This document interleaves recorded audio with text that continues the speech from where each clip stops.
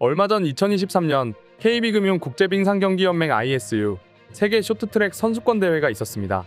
세계적인 대회이다 보니 일본, 중국도 출전했고 중국 같은 경우 중국의 랭킹 1위 왕이차오 선수도 출전한 경기였죠.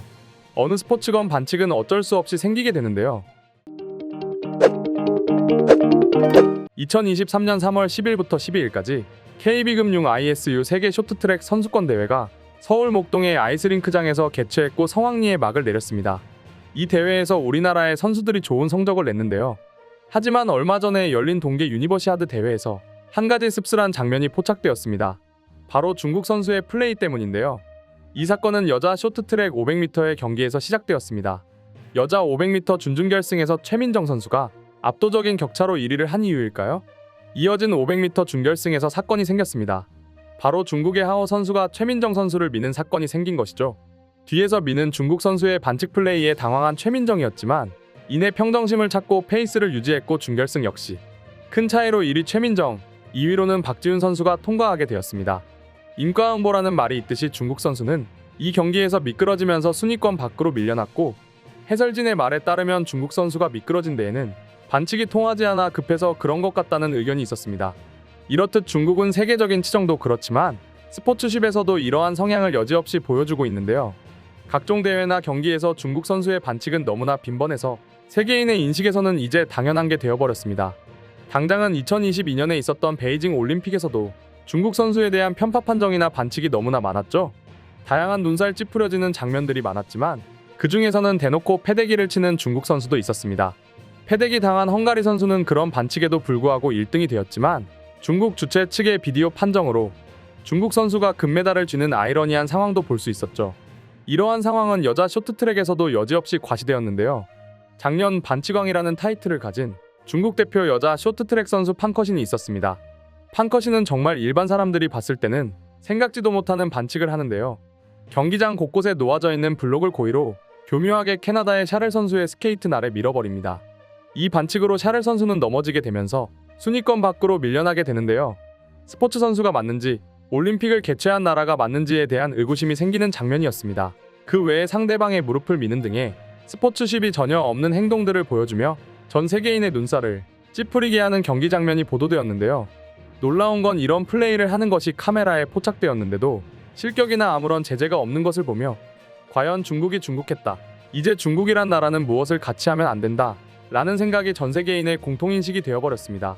이미 중국의 근처 나라인 우리나라는 이러한 사실을 알고 있었지만 이런 중국의 성향을 잘 모르는 세계인에게는 다른 의미로 새로운 인식이 생겨버린 것이죠.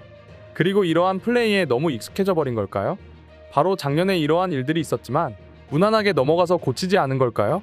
이번 한국에서 열린 경기에서도 여지없이 이러한 플레이를 하는 모습이 카메라에 포착됐습니다. 하지만 그럼에도 탄탄한 경기력을 보여준 한국의 선수가 대단한 것이죠. 이미 한국은 양궁과 더불어 쇼트트랙의 최강국인 나라입니다. 캐나다와 한국이 12위를 다투고 있을 정도로 압도적인 경기력과 실력을 자랑하죠. 그래서 외국에서는 어떻게 한국 선수의 기량이 이렇게 뛰어난지 궁금해하고 이것을 배우려고 많은 노력을 기울이고 있는데요. 여기에서 놀라운 발견을 하게 됩니다. 한국에서 쇼트트랙과 양궁이 세계 탑 클래스인 건 이미 유명한데요. 그리고 이 쇼트트랙과 양궁 같은 경우에는 한국에서 대표로 출전하는 것 자체가 이미 월드 클래스라고 할 정도로 국내의 경쟁이 치열한데, 첫 번째로는 훈련량이 있습니다. 한국인들은 무엇을 하든 누구보다 빠르게, 열심히, 그리고 깊고 정확하게 하는 걸로 유명하죠. 훈련의 시간은 보통 새벽 6시부터 훈련을 한다고 합니다. 그렇게 잠깐의 쉬는 시간을 제외하고는 빙상에서 오후 5시까지 훈련을 하고 빙상의 훈련 시간이 끝나면 바로 지상에서 다시금 훈련을 한다고 합니다. 그렇게 보통 오후 7시 넘어서까지 운동을 하고 난 뒤에야 훈련이 종료된다고 하네요.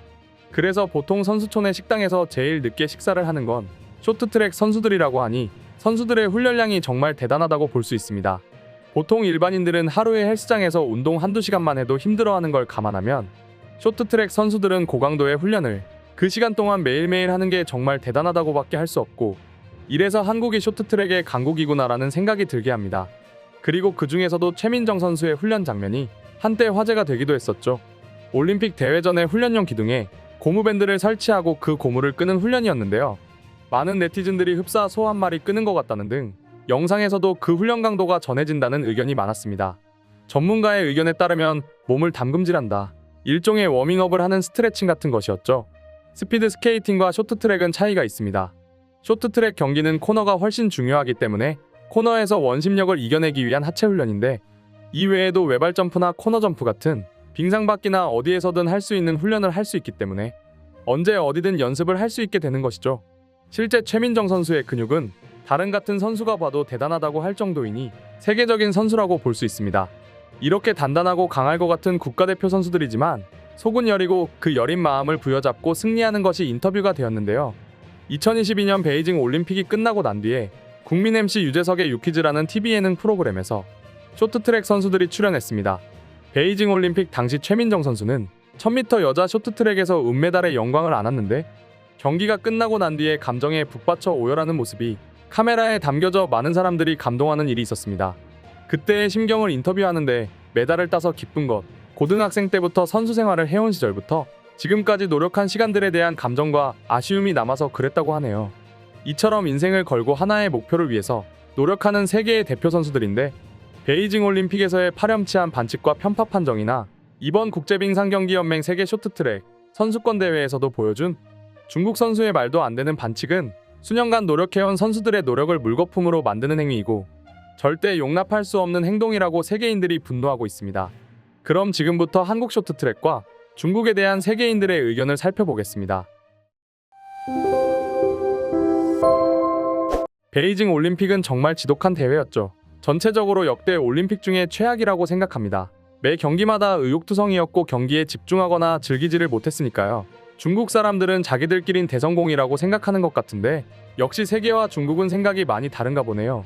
가치관이 모두 다른 전 세계의 사람들이 서로 경쟁하는 것이기 때문에 경기의 규칙은 중요하고, 그것이 제대로 지켜지지 않으면 선수와 보는 사람 모두가 실망할 겁니다. 중국은 다른 나라에 물건을 베끼고 흉내내서 겉으로 봤을 때는 훌륭해 보여. 건물도 도로도 차도 마찬가지지. 하지만 속은 아직 진짜에 가까운 게 하나도 없어. 그건 올림픽을 대하는 태도에서 여실히 증명되었지. 이번 경기 때 쇼트트랙과 외국 선수들을 처음 봤는데 최민정 선수가 인상에 많이 남아. 잘하고 강해. 경기로 봤는데 최민정 선수가 엄청 어려 보이더라고. 한국은 누구나가 할 것 없이 다 어려 보여. 피부가 좋아서 그런가? 그들은 스킨케어를 다 받고 있나 봐. 안녕, 난 한국 사람이야. 내가 영국에서 결혼증명서 발급받을 때가 기억나네. 직원이 엄청 놀랐던 게 우리가 자기보다 나이가 많다는 사실이었지. 나와 남편 둘 다 26살이었고 직원이 21~22살 정도 됐었지.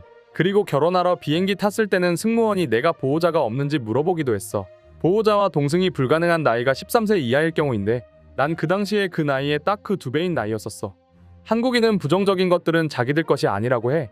중국의 유명한 대학 교수의 동영상을 봤는데 이렇게 말하더라고.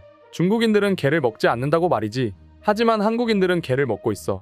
이것만으로도 봤을 때 중국보다 한국이 더 미개한 나라지. 난 그 교수가 중국 위린에서 매년 열리는 개고기 축제를 어떻게 설명할지 매우 궁금해. 그때는 위린이 중국이 아니라고 할 건가? 세계 어디를 가나 개를 먹는 풍습은 있었어. 지금은 먹을 것이 많아져서 개를 먹지 않지만 말이야. 그리고 아마 한국의 기원이 중국일지도 모르지만 그런 논리면 우리 모두는 아프리카인이야. 중국인들이 만든 것 중에 고장 없이 유일하게 잘 작동하는 건 전염병뿐이야. 중국은 그들 스스로가 공산주의 이념과 다르다고 많은 문화재를 묻어버리고 공자의 조각상까지 파괴해버렸지. 이렇게 자기들의 문화재를 파괴해버릴 정도니 다른 나라의 문화를 훔치는 짓을 주저하지 않는 것 같아. 베이징 올림픽도 정말 보기 끔찍했지. 그들은 심지어 예수가 중국인이라고 주장하는 사람도 있어. 오늘의 영상은 이것으로 마치겠습니다.